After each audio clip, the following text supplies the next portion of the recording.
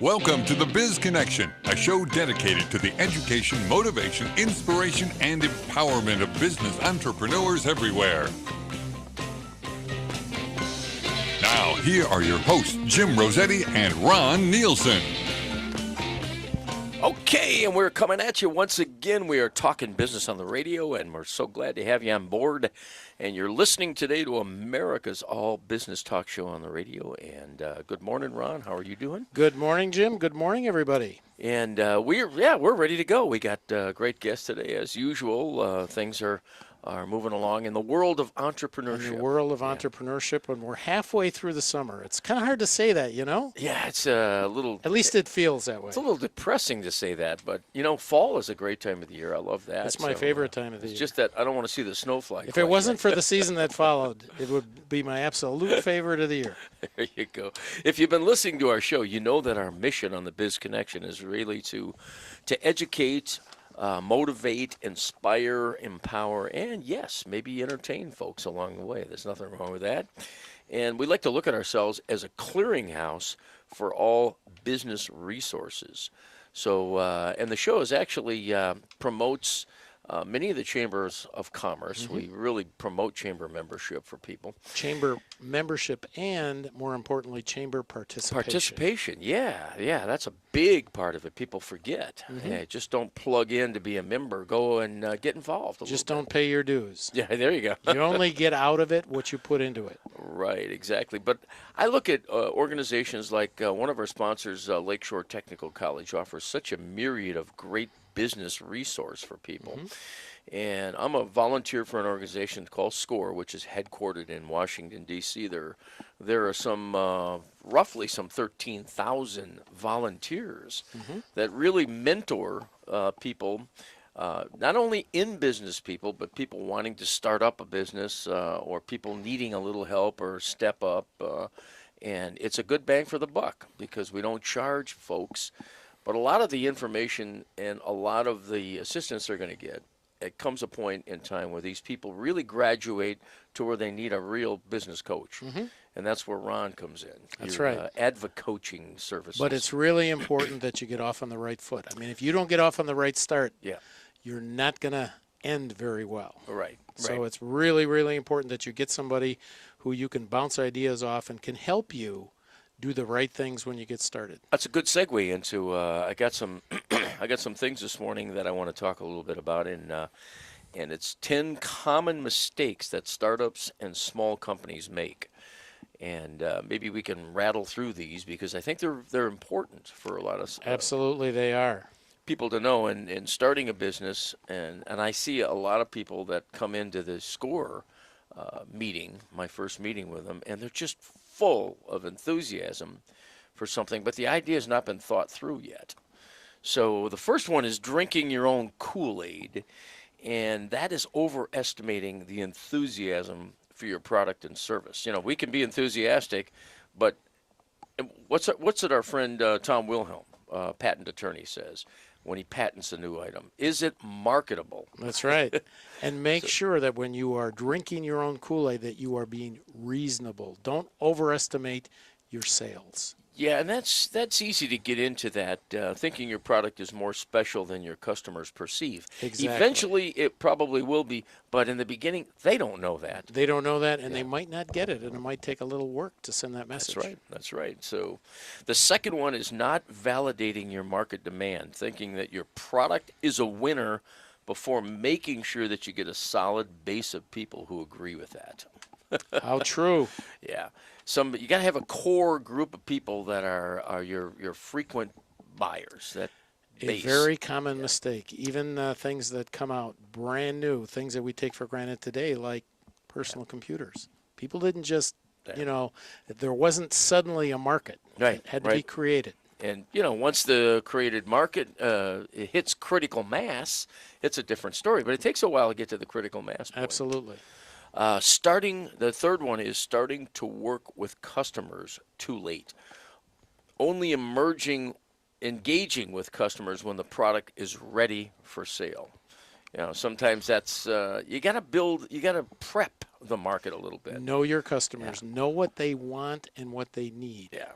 Get the it's like starting, get the engine warmed up a little bit. And it'll help your marketing efforts too. Right. Number 4 is underestimating the difficulty in penetrating the market. And that's a tough one because people think that because we built it, they will come. What is that old Field of Dreams perception? That's right. Yeah. It doesn't happen that way in real life. No, they're not going to pound. I don't care if it is a better mousetrap. They're not going to beat a pathway to your door to buy it. That's right.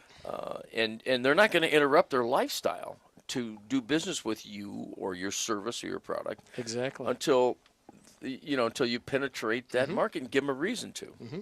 So not expending enough effort to reach customers and get them to try the product. So that's a big one. Number 5 is overestimating the product's uniqueness. Sometimes we think we've got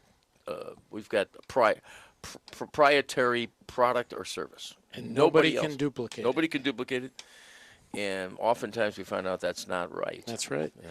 How did people get by before I came along?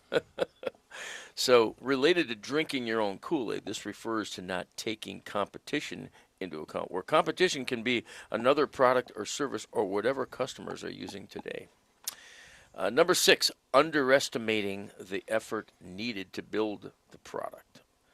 And that comes into understanding what your costs are. it is.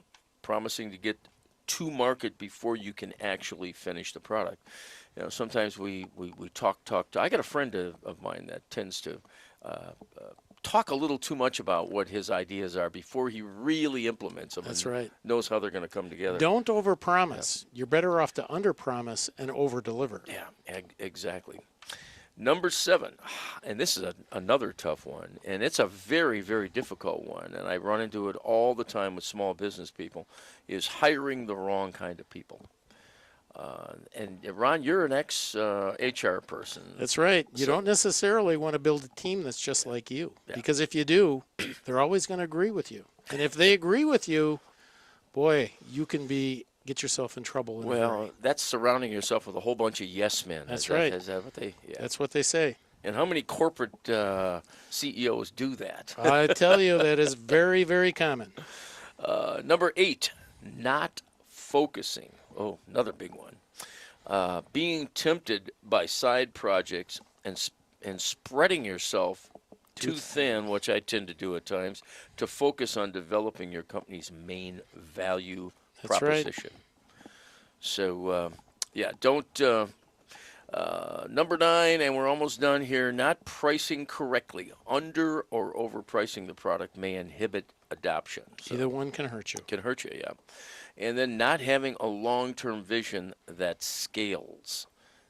Having a one-trick pony that does not lead to future sales. That's right. So, got to have a game plan. That's why we keep talking about business plans. Exactly. And that one about pricing, we talked about that earlier. Is you underprice your product, sometimes you're going to send the wrong message too. That's right. People will say, well, you're not going to deliver true value. You're delivering expectations Yeah. for the future. You're Once getting- you get stuck there, it's a hard place to get yourself out of. Exactly. So there you go. That's 10 of them. And anybody that wants a copy of this, I'd be glad to fax it or email it to them. So give me a go to our website, bizconnectionwi.com, and I'll get this to you. Speaking of our website, go to our website because now we have our mystery entrepreneur. Okay. Once again, every week we profile one of these iconic entrepreneurs, people that you should know and probably do know. And we want to test your skills to see if you can tell us who we're talking about. So, Ron, I've got a good one, and everybody knows the name of this company. You may not necessarily know the first name or the initials, but they know the name of this company. So the founder of this famous company began packing foodstuffs in 1869. So this company's been around a long time in the small town of Sharpsburg, Pennsylvania. Along with a friend, he formed his first company and began marketing horseradish. In 1875, their company filed for bankruptcy. So he started and he failed. and a lot of these iconic entrepreneurs have failed. That's right. Before they succeeded. In the true spirit of being an entrepreneur, he did not quit. Along with his brother, he founded a new company bearing his name the following year.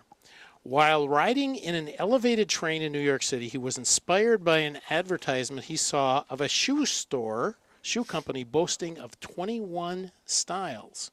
So he came up with his famous slogan, and this is a dead giveaway: 57 varieties. Oh, yes. If you don't know who this is now, you should. 57 varieties. Oddly enough, he picked the number at random because he liked the sound of it, selecting a number that ended at 7 because the psychological influence of that figure on its enduring significance of people of all ages. In anticipation, remember that word, of future success, the company was incorporated in 1905. One of their first products was baked beans with tomato sauce.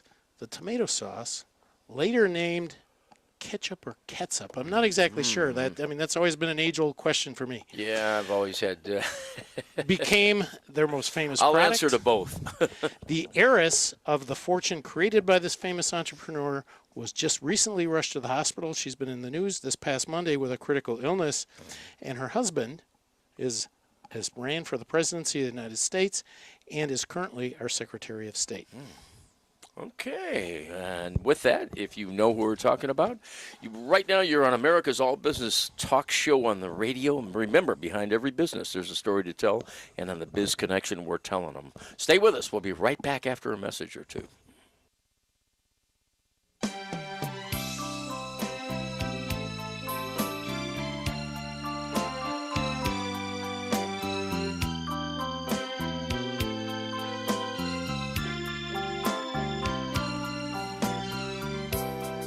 Good night, my love.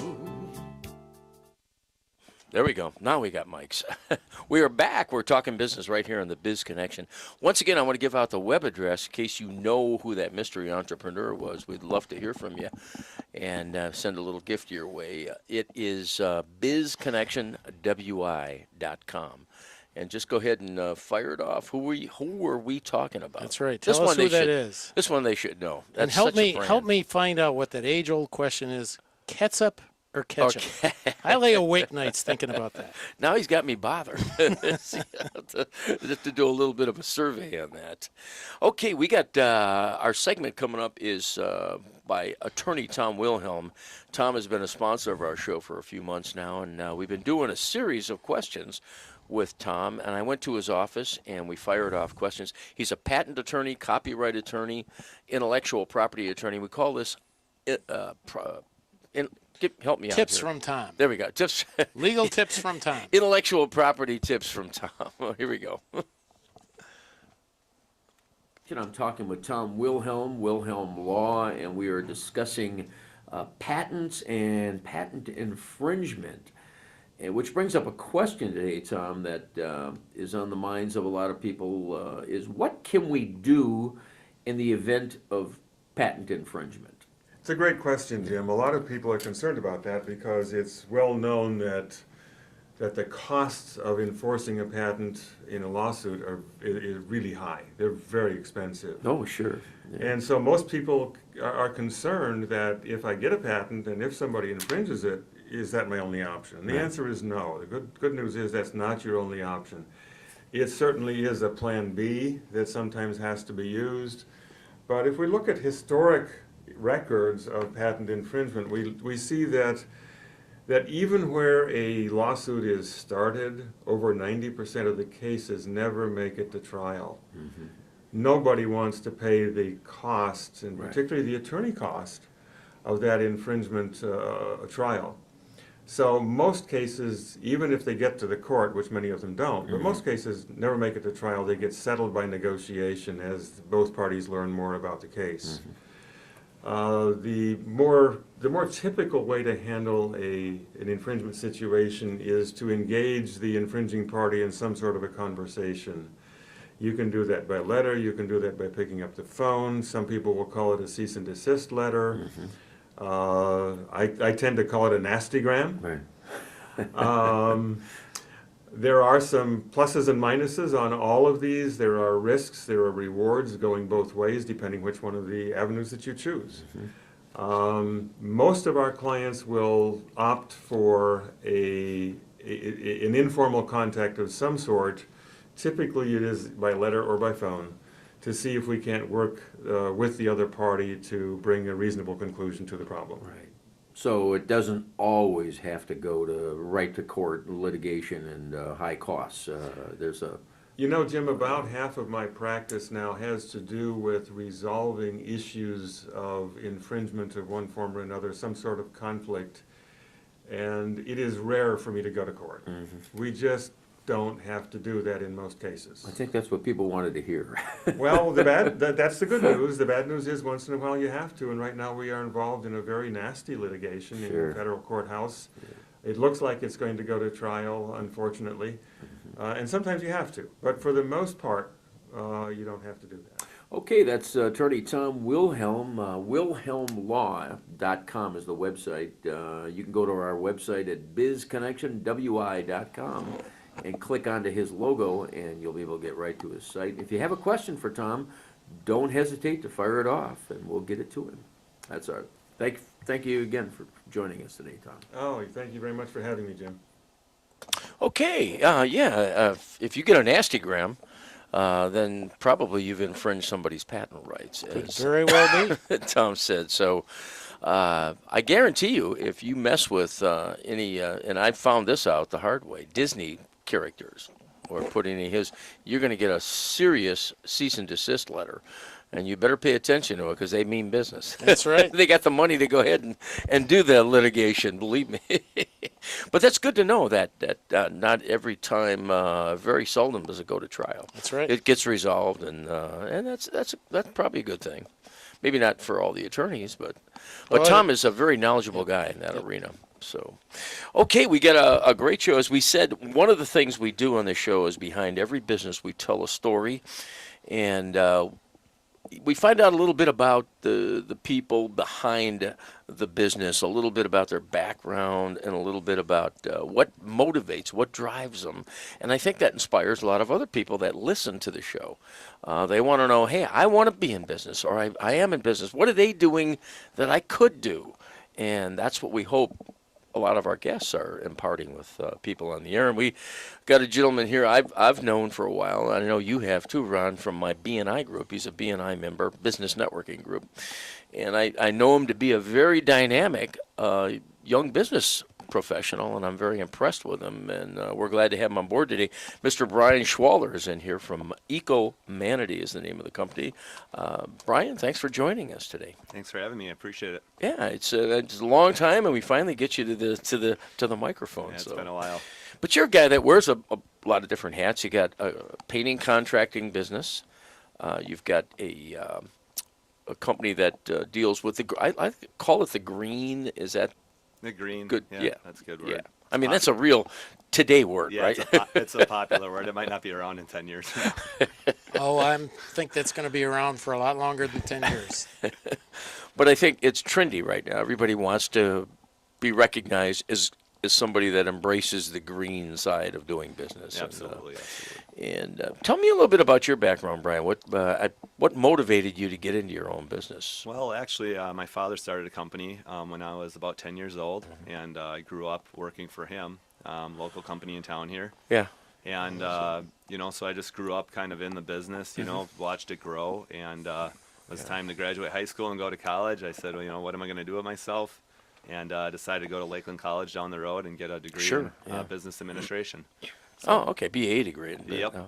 And then you graduated, and what happened? Yeah, well, then I was working for my father's company again, and, just decided one day that, it was time to move on and do my own thing, and started up my painting company, Schwaller's Painting. So you didn't actually take over your father's business. It No, just I motivated you to go on and start your own. Right, yeah, I don't think, he's in that position where he's ready to hand it over yet, so it's time to go out and do my own thing. Yeah. Well, it's interesting, how we talk about this often, but entrepreneurship does run in families.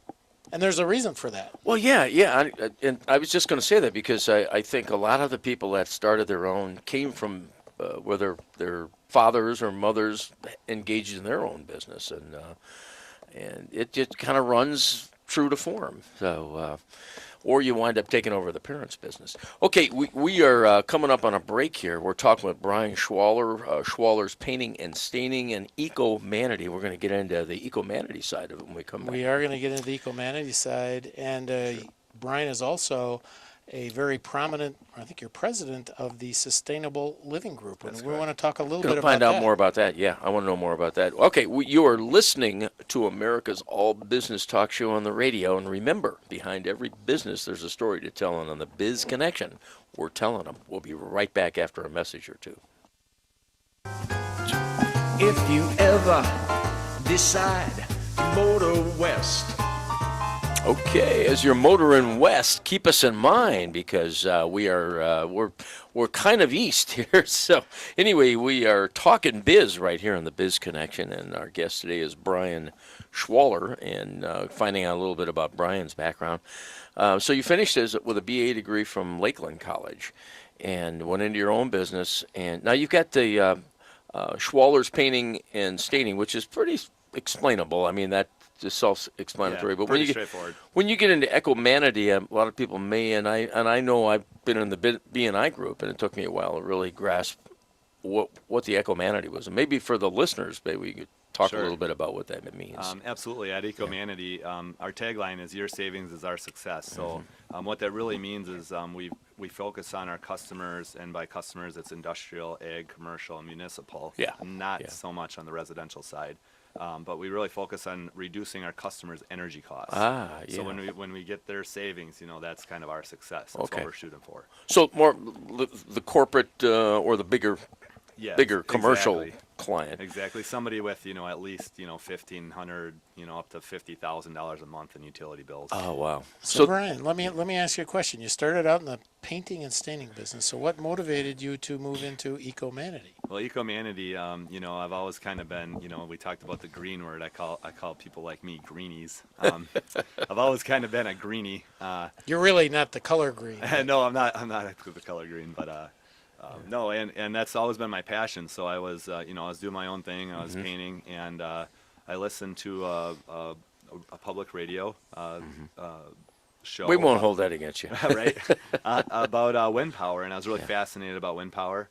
And I went up to take some classes on wind power, and they said, this size of a wind turbine will power this much of a house. And I said, well, that's great. How many solar panels do I need to equal that wind turbine? He goes, well, I don't know. I'm the wind guy.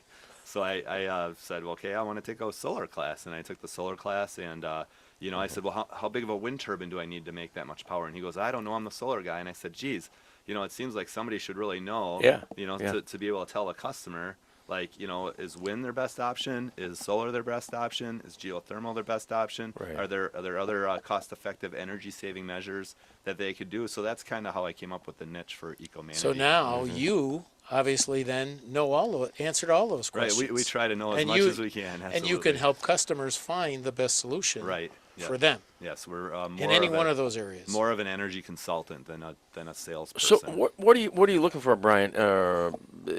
Somebody that's really consuming a lot of energy, high utility bills.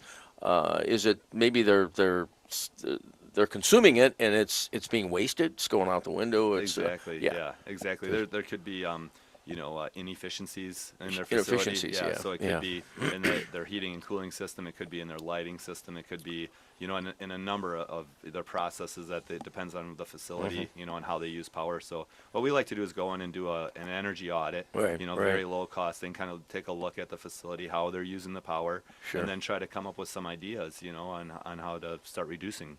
The energy they're using. And at the end of the day, after working with a client, they should realize a lot lower utility costs. Exactly. Yeah. So we can set up a pay out of savings type of a package or something like that. for Yeah, them. pays for your service. Exactly. Yeah. Yep. So, in getting into this, I mean, are you finding clients resistant to it? Or are they saying, nah, we're not? Is the door more open now? Does it seem that way? I think Yeah. as energy costs continue to rise, Sure. it's becoming more and more of a concern for companies. I mean, a lot of the Fortune 500 companies already have sustainability missions. They're requiring it from their suppliers and their vendors. And so it's kind of the trickle-down effect. And then, of course, at the smaller company level, you already have the people Right. there's people that just want to do it.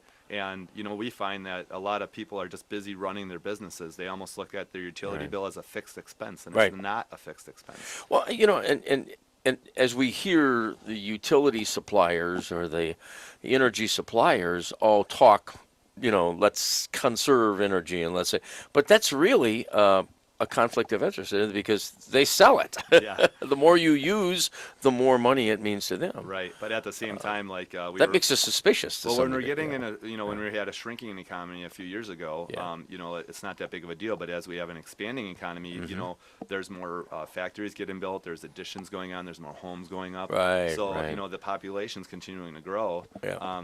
So they have to decide. Do they build another coal plant or put up a wind plant, or do they try to promote efficiency Sure. so they don't have to Because of the meet that demand that's Exactly, rising. Yeah. Exactly. And you have solutions even outside of wind and solar. I mean, I know you have solutions that will help reduce your electrical. Yes. So we have power. I mean, from power conditioning to lighting upgrades. There's some very So- low-hanging fruit. as So we it's like not to like say. you're putting a windmill on top of everybody's No. house. We're not Only where appropriate. exactly. Exactly. What about the other entity we're talking about? Is that a separate entity? The Group for Sustainable The Living? Sustainable Living Group. Yeah. So Yeah. I'm also the president of Sustainable Living Group. That's kind of like a, I don't want to say not for profit because it's not a formal organization, but it's a loosely knit community organization that is really going out there and just trying to educate people about sustainable living, energy efficiency, conservation, renewable energy. And it's a group of other business owners and like-minded individuals. And we just do, community events. We have a Thinking Green Thursday series where we bring in different speakers with different areas of expertise. And it's really just to educate the general, population, and with the hopes that a lot of people don't know the new trends, the new technologies, and if they learn about it, they can make a better decision next time they're making a purchase decision. Right. So it's not a real big profit area for you, but it's an area of service that you can deliver to Exactly. the Yeah, public. it's more of a Yeah. passion. Most of us that Yeah. are in this group have a passion Yeah. for it. Yeah. That's now starting the business. I mean, you're running these different entities. How do you keep everything straight? I mean, you're one guy. You don't have a big staff sitting back there, or a whole lot of people on your payroll. So you managed to do a pretty good job. Yeah, well, Because I know our B&I group thinks very highly of your services in there. I heard nothing but positives. that's great to hear. Not trying to blow your ego No, out of I know, proportion. I appreciate it. It's a lot of hard work. Yeah. I think, I started the painting business, and it was just me, and things grow, and then it's me and another guy, and then it's me and two guys, and Right. in the meantime, about 2006 or 2005, 2006, I started to do the training that I talked about earlier for wind and solar. Sure. And eventually I had wanted to start this Eco-Manity business, but I was so busy out in the field, running the painting company, Right. 50, 60 hours a week. I didn't know how the heck I was going to start this Eco-Manity business. So,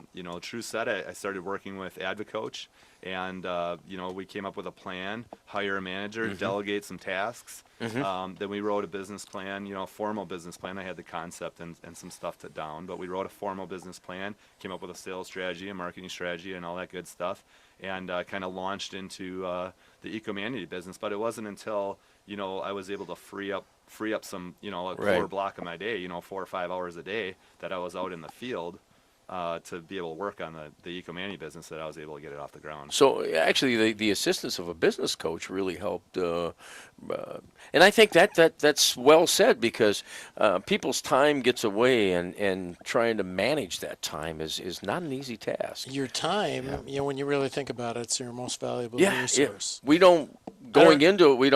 We take it for granted. I don't know who said it, but they said once time is spent, it can never be recovered. Right. That's not true of money. So, your time, and especially business owners that take the time to do the things to make your business grow, that's called working on the business Right. instead of working in the business. Yeah. And that's the only way you can make it happen. Absolutely, and I really think that the working with the coach was instrumental. I worked off and on for over 3 years, and I think it's, I always tell people it's something you might learn on your own, but at the same time, if you can learn it quicker and not have to have all the mistakes, what a blessing. Yeah, exactly. Yeah. Well said. I'm glad we got to that, because it is important. So, we're talking this morning with Brian Schwaller, Schwaller's Painting and Staining, and then Eco-Manity. And we get back, we're going to find a little bit more about the Group for Sustainable Living and how these all play together. So stay with us, because you're on America's all business talk show on the radio. And remember, behind every business, there's a story to tell. And on the Biz Connection, we're just going to keep on telling them. We'll be right back after a message or two.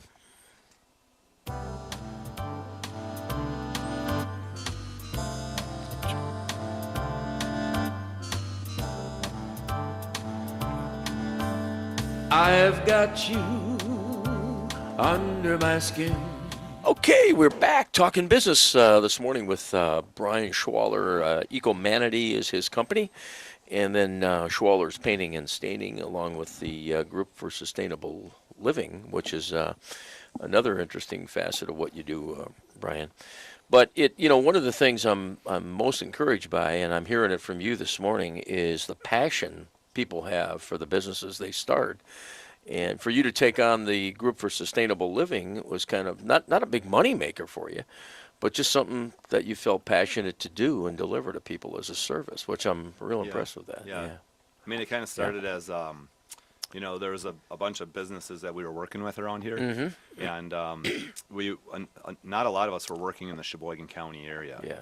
So we were thinking, well, why is that? There's certain pockets in the state that seem to be hotbeds for this kind of technology. Right. And so we said, well, maybe if we try to educate the people in Sheboygan County, and work with the people that are already doing similar things. There's other organizations that are trying to educate people as well.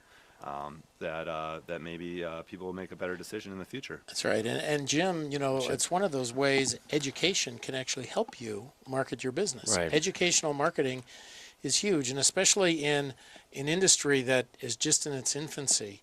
I mean, education is absolutely key. And I mean, there are a lot of us out there. I've been to some sustainable living group meetings, and it's amazing at what you learn. What I thought I knew, I didn't really know.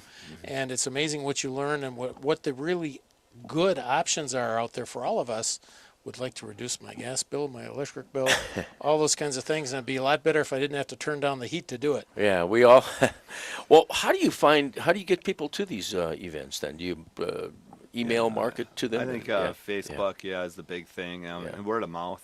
Sure. We run ads in the paper. I mean, the local papers will do upcoming events and things like that. So, depends how organized we are that month. It's a lot of volunteers. Brian, and something we promote big on the show. Ron and I, we always talk about networking and building referral business and building a business on that. And you're heavily engaged in that. You're in the deep dive program with the Sheboygan Chamber, and then also BNI, which is a networking organization. Yeah. So what are you finding is that a big influx of business for you? Absolutely. Referral, networking, and customer referrals are probably our number one source of gaining business. Yeah, and one of the things that I promote big time is networking definition. I'd say the quick down and dirty definition, the cultivating of mutually beneficial give and take win-win relationships. So when you receive some of these referrals, you're also giving back to people. Yeah, you're always looking around for who can you help, and how does it all work together? That's right. We've talked about that a lot, Jim. Become a connector. Yeah, if you can conduit. If you can become a conduit to others, even sometimes competition. Right. I mean, customers really appreciate that. So when somebody comes to me and they need a painter, or they want somebody who's green, or they need somebody to do their website, I know people, and not only do I know them from a business card, I know them. I know who I'm going to recommend.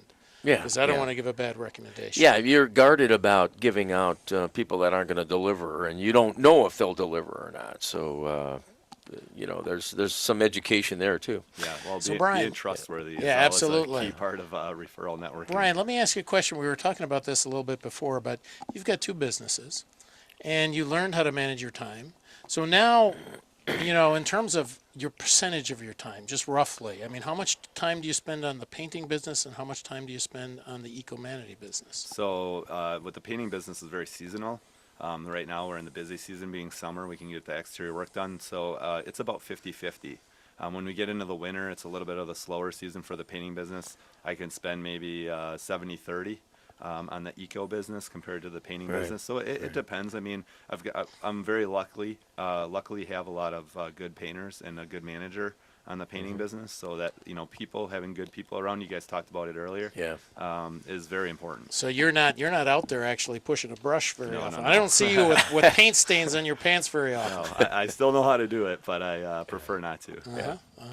Well, that's great. I mean, the way that you manage your time. I mean, you can manage more than one business if you manage your time.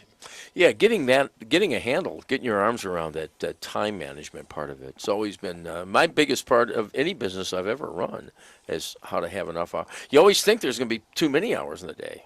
And There's there never is. enough. No. There are never enough.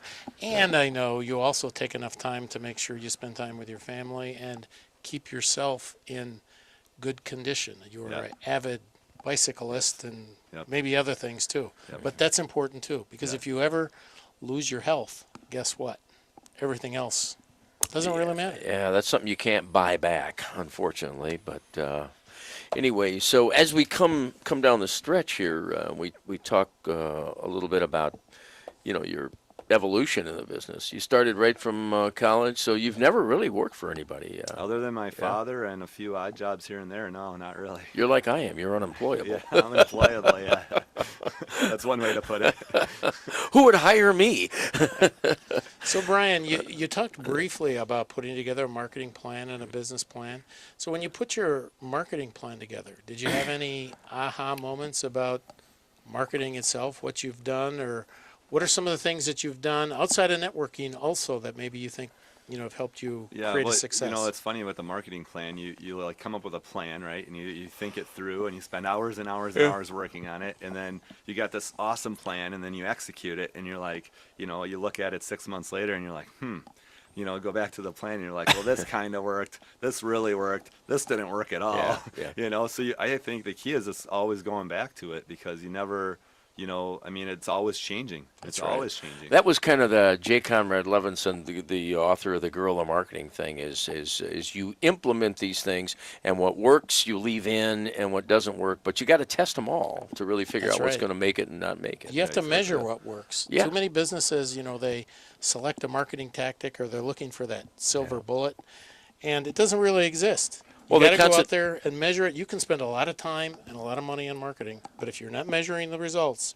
And you can concentrate on the failure too much. That's right. Instead of the successes. So, that's right. Repeat the successes, do away with the failures. Right. All marketing at the end of the day is a matter of trial and error, especially in today's age when there's so many more tactics, so many more things that you can That's do. what I tell clients, as score clients, as they come in and, hey, let's test this. Let's put it in there. Let's do a beta test on this whole thing, and then you'll know whether you can put it in or throw it out. Right. Well, the businesses are so different. The painting business, it's really about doing good quality, doing it on time and at a fair cost, and getting the customers to refer you to their friends and family and their neighbors. The eco business, again, it's a lot of education. So, you asked what works. I would say like educational things. So getting emails and contacts so that we can use LinkedIn, and we can send out newsletters and articles on our Facebook page that are like constantly educating our consumer, Yeah, and I can see that as a big marketing tool, sending out those messages. You're not soliciting anything, but you're just bringing them information. Exactly. And I get them. I get your emails. I think they're great. I always read them. And I say, hey, there's no solicitation here. But the marketing plan for the painting business is probably totally different. It's not so much education. Different. No, very different. Just perform, a good cost and a good price and a good quality job. And you mentioned the word fair, and I just want to kind of reiterate that. But so often people think they got to market their business on price. But you said fair. You're not always, you're not the lowest, you're not the highest. Right. You offer a fair price for your services. Exactly, yeah. And I think that a lot of companies that are so fixated on price, they think they got to lowball these things to get the business, are shortchanging themselves. Absolutely, absolutely. Yeah. Well, we were talking about that before, Jim. And I think that goes back to the 10 tips. And if you're not the lowest cost producer in your industry or your area, marketing on price is a very dangerous place to go. Taking a position, and that as a constant position. So that means you're kind of known as the deep discounter all the time. When it Well, kind of brings down the whole, Right. the You rest bring of the down market everybody too. else, Yeah, and it's exactly. the easiest thing for you to copy. Right. If I'm in your industry, you lower the price. Guess what? I can lower the price too. Right. Before you know it, there's no money left for anybody. Nobody's Right. making any And money. then everybody's giving their services away for free, which makes no sense whatsoever. Okay, as we get close to our 2-minute segment here coming down the stretch, Brian, can we pass on a little biz tip for our audience from you? You bet. Yeah. I'd say the biggest tip that I could give anybody is to be passionate about what you do. If you're not passionate about it, you're not willing to put in the time and effort it takes to make the dream happen. So I would say be passionate, and then if you are passionate enough, because you guys talked about in your 10 tips, you can be over passionate or overemphasize the thing. So I would say be prepared, and make a good plan. It's important to check the passionate side and have a good plan in place. I think that's a great tip. One of the things that I try to work with business owners on when they put together their plan is to make sure they put together a best case, but also plan for the worst case, Right. just in case. Exactly. Good stuff. Let's give out some contact info. People want to get a hold of Brian and maybe have you come out and do an energy audit, or Sure. come on out and do a painting job for them. Yeah, How do they get you? Yeah, they can always find us online, Eco-Manity, that's ECO-MANITY.com. Okay. Are those case sensitive, or are they? It doesn't matter, All right, really, no. all right. And then schwallerspainting.com as well. You can always find us online as well. Gotcha. And the Sustainable Living Group also has a Yes. website, correct? SustainableLivingGroup.org. And new customers are accepted. Oh, all the time, you know that. We're always looking for new customers. Okay. Good stuff. Want to thank you for coming in and doing the show Yeah, I with us appreciate today, it. Brian. Thank And we will keep on networking. I think it's a positive environment. Absolutely. Looking forward to it. All right, Ron, where are we going? We coming down the stretch here? This is it. All right. We once again, if you know our mystery entrepreneur, we'd love to hear from you. BizConnectionWI.com. Just go ahead and email that over to us, and that's our show for And this we'll week. send you off a fabulous prize. And people can go out to that same website and find out who our guest is next week. We keep on bringing interesting stories to you, like Brian's this morning. It's what we do here, and we champion entrepreneurship. And so glad you're listening to our show. So let us know if you like us or not. Just give us a thumbs up on. We haven't seen too many thumbs down, so people must be liking what we do. Anyway, that's our show for this week. We will see you next week as we talk business right here on the Biz Connection.